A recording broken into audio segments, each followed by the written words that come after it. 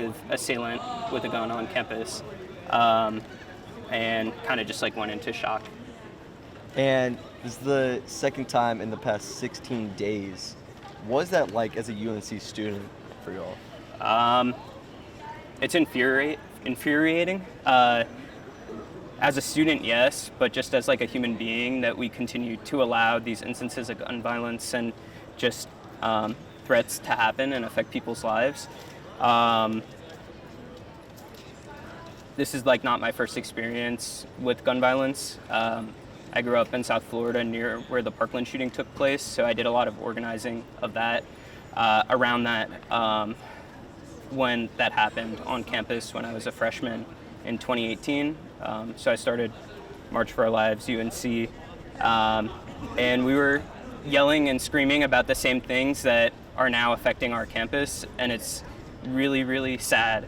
As a medical student now, I was an undergrad here at the time, yelling about the same things and seeing that something that was a little bit more distant has like infiltrated our campus, and now not only once but 2 times in the past 16 days. And then, other than North Carolina, do you think UNC is putting the right precautions in for this, like the alerts and everything? I mean, I think that you can only plan so much for something like this. The idea is that you would put legislation and like policies in place that would hope to prevent it.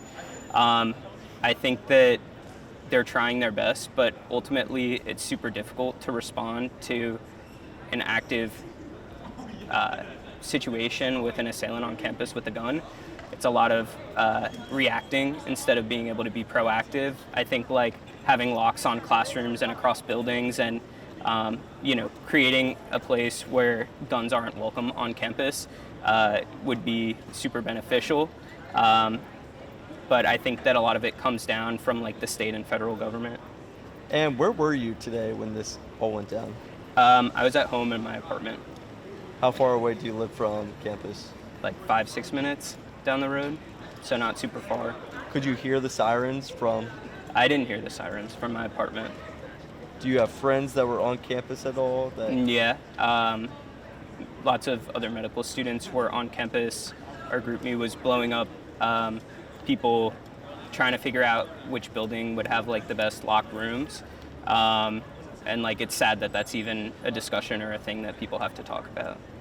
Do you feel safe as a student in America? No. I think I would be surprised if you heard any student in the United States say that they feel safe in schools in America, unless maybe they go to a private school. What do you want to be done to fix this issue? I think a ton. I think we need to I think what's so difficult is that yes, it's gun violence prevention legislation, so like red flag laws that disarm domestic abusers, expanding background checks, and making sure that people are mentally fit to be able to wield a gun if they are going to choose to do so. And ultimately just not making them as accessible. Like there are more guns in this country, many, many more guns than there are people in this country. And we continue to see gun violence happen over and over and over again. 100 people shot and killed each day. Like how many lives is it gonna take before something is done about it that's meaningful and that actually changes something? And I believe there was a anti-gun protest today on campus.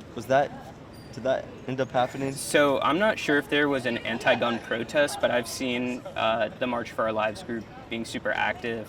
I know that one of their members like recorded something in one of the classrooms when he was locked down, and they've just been showing great leadership for this campus, speaking up about this issue that doesn't get the attention and the change that it deserves. And I saw about the lockdown, you talked about it. You weren't a part of the lockdown. Not actively. You were at home. Yeah. What was it kind of going on with your friends? Were you texting them? Yeah, I was checking in with everyone. I think like that's just the nature like of people. Like you want to check in to make sure that the people who you care about are safe. Thankfully, everyone I know was safe. And would you say how they handled this situation versus last time was a little bit better, or? It honestly was kind of the same. I think that we were lucky that the situation wasn't as bad as last time. There's obviously still going to be like really devastating effects on the community.